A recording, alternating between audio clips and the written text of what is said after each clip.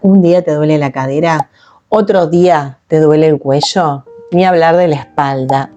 Para mí que tenés que hacerte algunos estudios más o bueno, por ahí tenés que empezar a descartar algunas enfermedades. Todo eso nos pasa a los que tenemos un grado de hipocondría. Sobre eso te voy a hablar hoy en este listado de libros, novelas, ensayos y relatos que leí este mes, donde uno de ellos tiene que ver con esto. Pero después hay muchas otras historias, por supuesto, de ficción y un tanto oscuras también. Quédate y te cuento.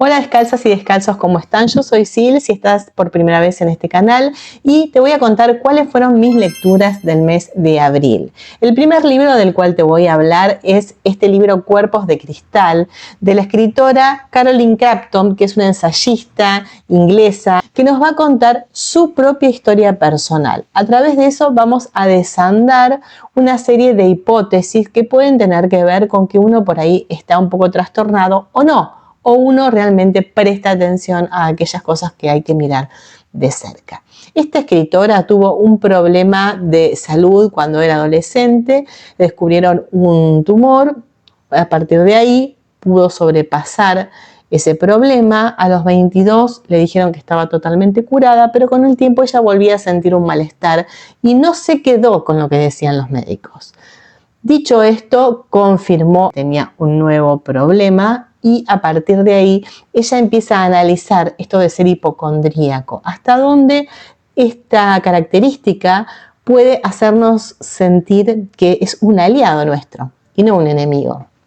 ¿Dónde está el límite entre estar pensando todo el tiempo si tenés tal o cual enfermedad y realmente ir a hacerte ver y por ahí descubrir o no, o quitarte los miedos?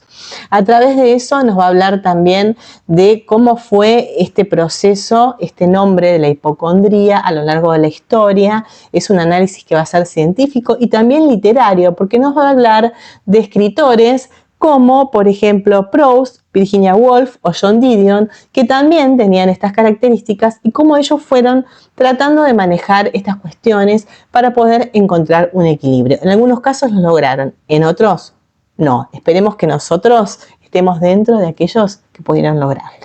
Un amor de Sara Mesa es el otro libro que leí de esta escritora española contemporánea. Y la acción sucede en La Escapa, que es una especie de pueblo rural en España, donde vamos a tener a la protagonista Nat, que se va a mudar a ese lugar con el fin de estar un poco aislada y empezar a pensar sobre determinadas situaciones que le fueron sucediendo en la vida.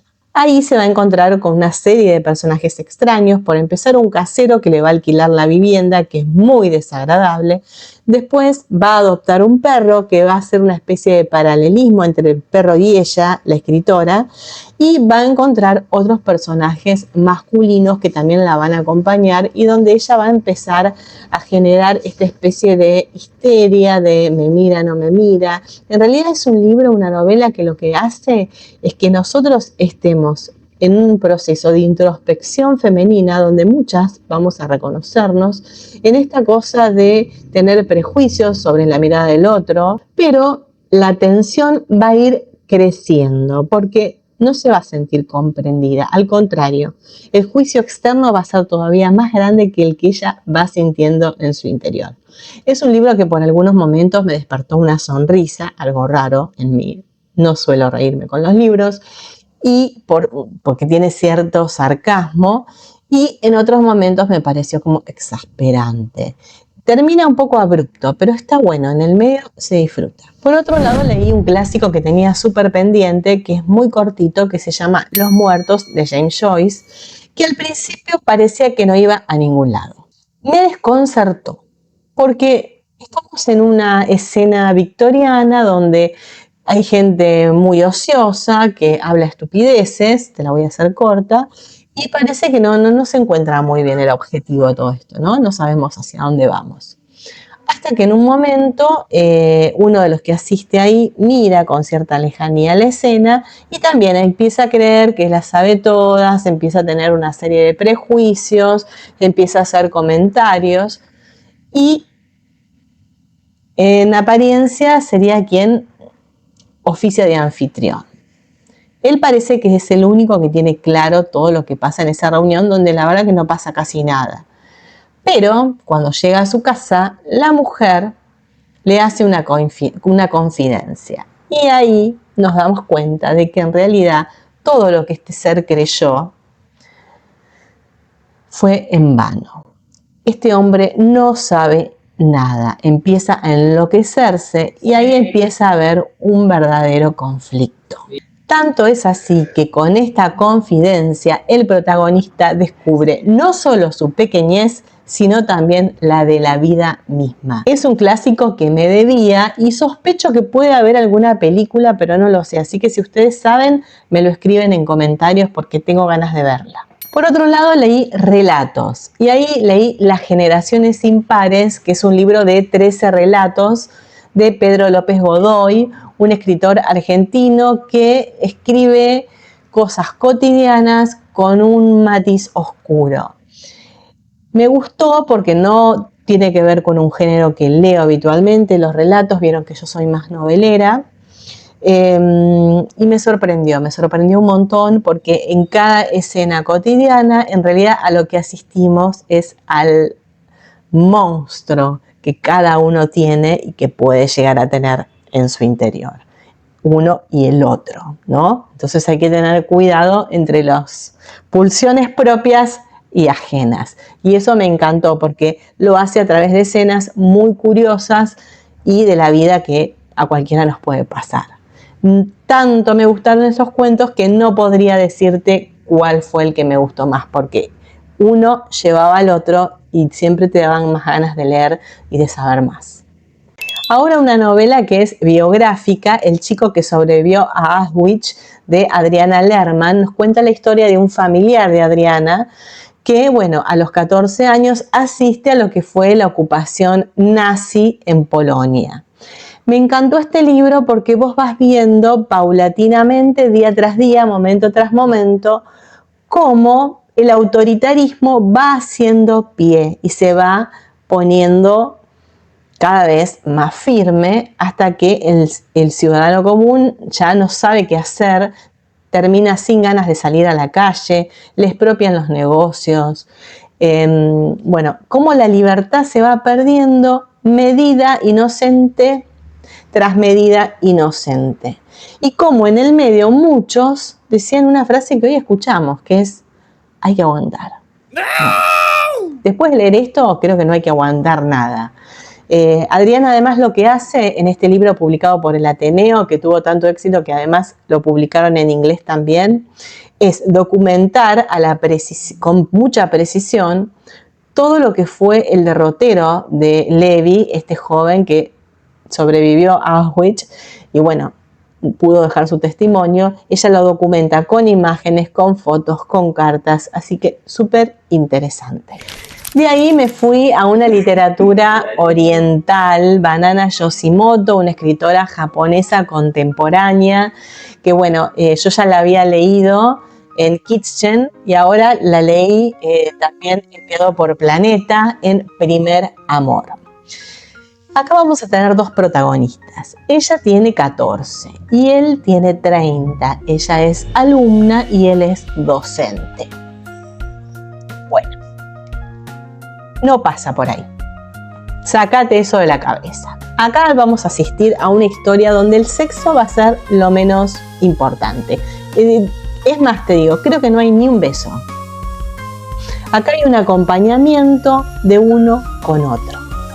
Y este primer amor al que hace alusión la escritora, en el fondo, creo yo, según mi interpretación, tiene que ver con esos primeros amores maternales, de padres, o sea, filiales, en la familia. Porque ellos, a través de esta comunión que van a hacer, cada uno va a ir sanando sus relaciones o va a ir comprendiendo esas relaciones paterno-filiales. Entonces es un libro que en apariencia te está contando una cosa, en la lectura es muy lento, parece que no pasa nada, pero empieza a surgir lentamente este trasfondo donde con mucha poesía y como te decía antes con este estilo oriental, relajado, suave, sencillo y cálido, la escritora te va a ir metiendo otros significados, otros significantes. De ahí me fui a otro primer amor, pero que se llama Pura Pasión, porque es de la escritora de la novela Annie Ernaux, bien publicado por Planeta. Es así chiquitito, chiquitito. Es chiquito como que quema, ¿viste? Es chiquito, pero vos te quemás, porque la intensidad que maneja esta mujer es impresionante. Estamos acostumbrados a esta escritora que ella siempre nos va a contar hechos de su vida real, es muy autobiográfica. En este caso nos va a contar su primer amor, que fue pura pasión, pura pasión. Ella se enamora de un hombre casado, de un diplomático mayor que ella, y bueno, empieza a contar todo lo que una persona siente durante el enamoramiento, sobre todo cuando es adolescente. Así que imagínate, acá sí el sexo está ahí, luces de colores por todos lados, nada de compañerismo. Bueno, ella empieza a comentar cómo sus días se van trastocando y en muy pocas líneas te cuenta cómo es este pasaje, la desesperación de esperar todo el tiempo a este hombre, a un periodo de calma y hasta de distanciamiento, en donde ella termina diciendo que en realidad, a la luz de todo lo que vivió, él terminó haciéndole un regalo, que fue el sentir esta pasión, este sentimiento. Un libro hermoso, muy cortito, que se lee así, fácil. De ahí me fui a algo totalmente oscuro, Sopa de Miso. El escritor es, ya te voy a decir, Rui Murakami. Yo no lo había leído. Nos va a meter en Tokio, en los bares de citas. Y va a haber un hombre que va a contratar los servicios de este acompañante, de este guía, digamos, que trabaja de acompañar por los bares nocturnos de Tokio, a un norteamericano que se llama Frank. Hasta la mitad del libro no sabemos si tiene razón este protagonista, que empieza a sospechar que Frank es el verdadero responsable de una serie de asesinatos que se van sucediendo sobre, bueno, mujeres, ¿no? Entonces, al parecer él es el responsable. Frank, el protagonista, empieza a dudar sobre esta situación, se lo comenta a su novia y bueno, de a poquito nos va a ir dejando ver si es verdad o no. Cada vez se va poniendo más intenso. Vamos a asistir acá a la psiquis de un hombre totalmente trastocado, que incluso va a tener una cierta explicación. Él habla de la ausencia de un lóbulo frontal, bueno, que se lo cuenta porque establece una relación de amistad con este guía. Y es muy, muy interesante porque además, en definitiva, lo que hace Sopa de Miso es criticar la sociedad japonesa, ¿no? El lugar que le dan a la mujer, cómo las jóvenes tienen que trabajar de esto, incluso para estudiar. Bueno, es súper interesante, nos mete en otra cultura y es en forma de thriller que te deja ahí como expectante. Y también leí Primero estaba el mar, de Tomás González, publicado por Sexto Piso, que nos va a hablar de una pareja que decide dejar de tener una vida bohemia y se quieren ir a mudar, se mudan a frente de una playa, ¿no? Que están a 1 hora a pie del pueblo más cercano.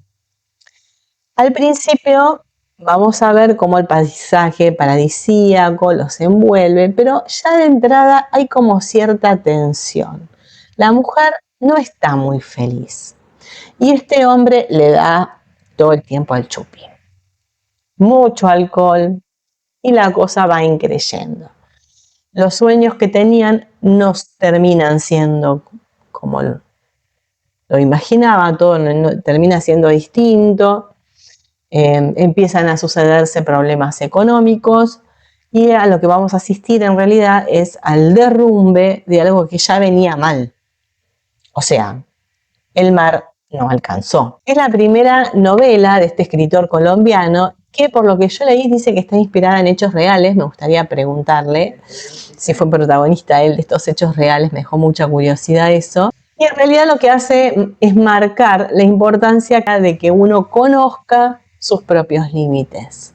Para todo, para emprender un proyecto económico, para tener una relación, para soñar, para seguir, para irse. Vino, Luna y Flores, se llama este libro de Interzona, que recopila poemas, poesía china. Ellos dicen un puñado de poesía china que te hace detenerte, ¿no? Vos decís, pará. ¿Cómo hacemos para lograr de un instante una eternidad? Bueno, eso lo lográs leyendo un fragmento de este libro que recopila poesías milenarias que no solamente te van a llenar de imágenes, sino que también te van a enseñar una forma distinta de ver el mundo. Muy contemplativo este libro para sentarse con una buena copa de vino, disfrutar. ¿Qué pasó? ¿Cambiamos de lugar? ¿Se me mojó el pelo? No, en realidad lo que pasó fue que se terminó el video, se me cortó, hubo un corte de tensión. Igualmente ya te había contado todo lo que había leído. Que tengas la mejor de la semana y nos seguimos viendo en más videos.